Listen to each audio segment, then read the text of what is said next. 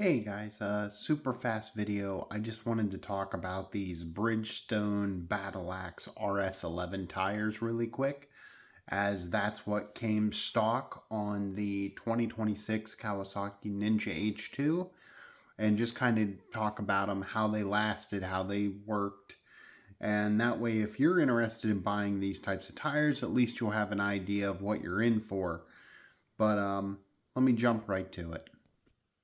So I am a couple miles away from the 3,000 mile marker. And this is the very first 3,000 miles on this bike. So what that means as far as the tire and the life expectancy goes, obviously,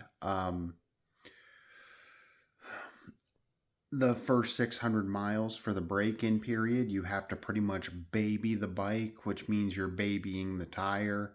So there was very minimal wear and tear. It did not take me long at all to hit 3,000 miles. So there was never any sort of overinflation or underinflation. The tire was always to spec so that it performed properly and efficiently and had the intended life expectancy that one should expect in normal operating conditions. With that being said, just for reference, because this is a big part of how long a tire will last for somebody, I do all exclusively highway commuting. So for me, I will end up just 35 miles at a time, if not more, just straight highway, just going to work and back. Just no canyon carving. I really don't get over on the side of the tire at any point in my normal daily routines, nor on my weekend excursions do I find myself in a position where I'm tearing up and utilizing the entire tire.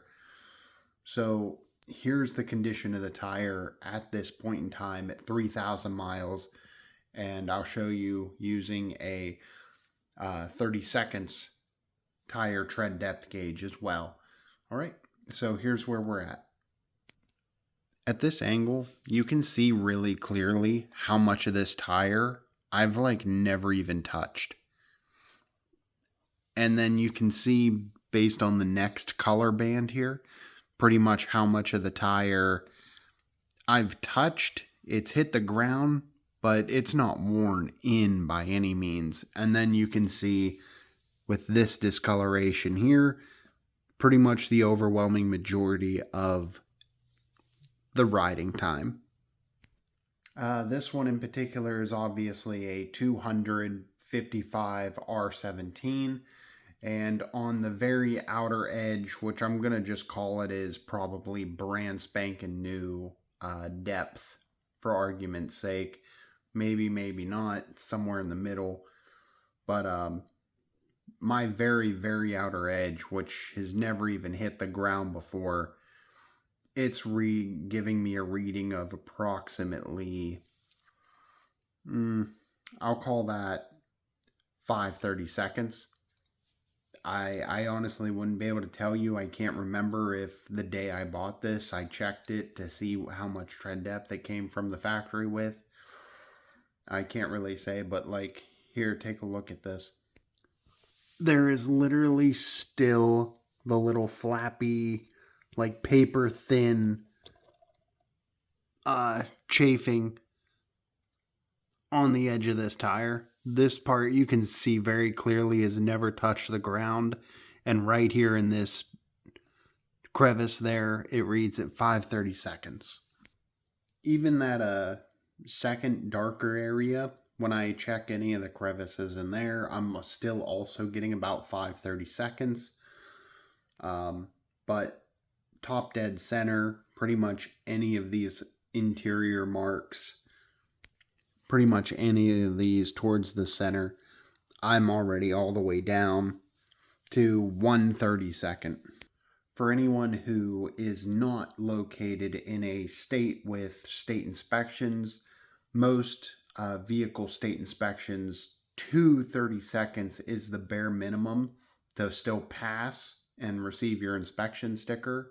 However, at 30 seconds, they tell you do not ride in the rain and do not ride over 80 miles per hour. So realistically, tires should be replaced upon reaching 30 seconds if you're going to find yourself doing one of those two things. However, some people do run them down to 30 seconds or possibly even until there are cords showing in the tire. I don't recommend either of those. However, I am very aware that it is a common thing. I am officially, as of today, at 3,000 miles at 1/32. So, how did the tires perform? How did they work? They were phenomenal tires. They gripped great. They did everything I could have asked of them. They did a wonderful job. But again, if there's somebody out there watching this who's a real hardcore track day enthusiast, someone who lives in an area where canyon carving is actually a common occurrence, they might have a significantly different opinion on this tire. But without knowing somebody who's really put it through its paces on a track, it'd be hard for me to say. In my experience as a casual commuter tire, just back and forth doing your typical commuting, it was a good tire. It just didn't last long enough for me. If I'm getting 3,000 miles out of a set of tires, then obviously it's a super soft compound for very sporty, more racy-esque conditions, and that's just not a tire for me.